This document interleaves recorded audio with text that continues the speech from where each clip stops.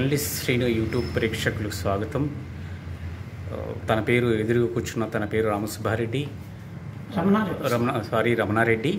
తను ఒక సామాజిక సమస్య మీద, అంటే విద్యార్థులను ఇబ్బంది పెడుతున్న సమస్య మీద పోరాడుతున్నారు. తనది నెరవాడ బల్కనూరు మెట్ట దగ్గర ఉన్న హై స్కూల్ పక్కనే నేషనల్ హైవే రోడ్డు విస్తరణలో ఎంక్రోచ్ స్వాధీనం చేసుకున్న స్థలానికి లబ్ధి పొంది కూడా ఆ స్థలంలోనే హోటల్ కట్టుకొని మద్యం తదితర అసాంఘిక కార్యక్రమాలను నిర్వహిస్తూ విద్యార్థులను ఇబ్బంది పెడుతున్న ఘటన గురించి రమణారెడ్డి గారు చెప్తారు. చెప్పండి రమణారెడ్డి గారు. సార్, 22/12/2022 నుంచి నేను ప్రయత్నం చేస్తున్నాను. స్పందనలో దాదాపు 7-8 సార్లు ఇచ్చి ఉంటాను. దానిపైన పై అధికారులు స్పందిస్తున్నారు, కింది వాళ్ళు సహకరించడం లేదు. దాన్ని తొలగించడానికి ఎంత ప్రయత్నం చేసినా కానీ తొలగించలేకపోతున్నారు. అధికారులు పాణ్యం ఎస్ఐ, సిఐ వాళ్ళు కూడా పూర్తిగా సహకారం అందించడం లేదు. రిప్రజెంటేషన్లు పెట్టొద్దయ్యా, నువ్వు ఇంకా స్టాప్ చేసుకో, మాకు ఇబ్బందికరంగా ఉంది అని చెప్తున్నారు. అది పూర్తిగా వాళ్ళకు కాంపెన్సేషన్ మొత్తం పే చేసినారు, ల్యాండ్కు పే చేసినారు, కన్స్ట్రక్షన్ కాస్ట్ కూడా పే చేసినారు. తొలగించడం లేదు. పైన మేము పిటిషన్ పెడుతున్నామని మాపై దౌర్జన్యంగా హత్యా ప్రయత్నాన్ని కూడా వచ్చినారు. ఒకసారి నేను కింద బోర్ వేసుకుంటుంటే సంబంధం లేని స్థలంలో వేసుకున్నా కానీ వచ్చి దౌర్జన్యంగా కొట్టి సంతాన కొడుక అని చెప్పి వచ్చి చాలా దురుసుగా ప్రవర్తిస్తున్నారు. శివలక్ష్మ గారు కూడా షర్టు పట్టుకొని స్కూటీ మీద పోయేటని మోసతో భుజం మీద కొడుతూ సెల్లు లాక్కొని నానా బీభత్సంగా ఇబ్బంది పెట్టినారు. ఎవరు శివలక్ష్మమ్మ గారు? ఆమె స్థలం అదే సార్, ఆమె పెట్టేదే ఫస్ట్.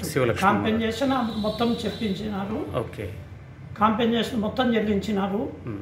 అయినా వాళ్ళు స్పందించడం లేదు. తొలగిస్తూనే మళ్ళీ ముందరికి జరిగి వేసుకోవడము రోడ్డుకి ఇబ్బందికరంగా ఉంది. దానివల్ల ప్రాబ్లం ఏంటి? దానివలన యాక్సిడెంట్లు జరుగుతున్నాయి అనే ఉద్దేశం చేత ప్రజల తరఫున అప్లికేషన్ పెట్టించినాము 22/12/2022. అప్పటి నుంచి ఇంతవరకు చర్యలేమో తీసుకుంటున్నట్టు అనిపిస్తుంది కానీ ఎవరు పూర్తిగా దాని మీద చర్య. అది ఎవరికి ఇబ్బంది అంటే స్కూల్ పక్కనే ఉందన్నారు. స్కూల్ పక్కనే ఉంది. అక్కడ లిక్కర్ మందు అమ్మడము అవి ఇవి చేయడం వలన కొద్దిగా స్టూడెంట్స్ కూడా ఇబ్బందికరంగా ఉంటుంది. నిదానంగా డ్రగ్స్ అవి కూడా అమ్మేటువంటి పరిస్థితి వస్తుంది. బంగాకు అవి కూడా అటువంటి పరిస్థితి రాకూడదని ముందు జాగ్రత్తగా అక్కడి నుంచి తొలగిస్తే ప్రశాంతంగా ఉంటుంది. పార్కింగ్ ప్లేసు బాగుంటుంది. సైడ్ నిలబడి ప్యాసింజర్ నిలబడడానికి కూడా లేదు అక్కడ వసతి. బస్టాండ్ లేదు.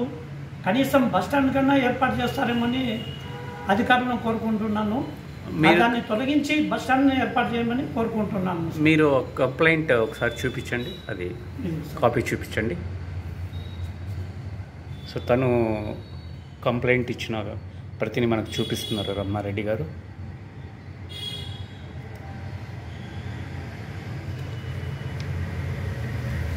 ఇది ఫైనల్ కంప్లైంట్ సార్.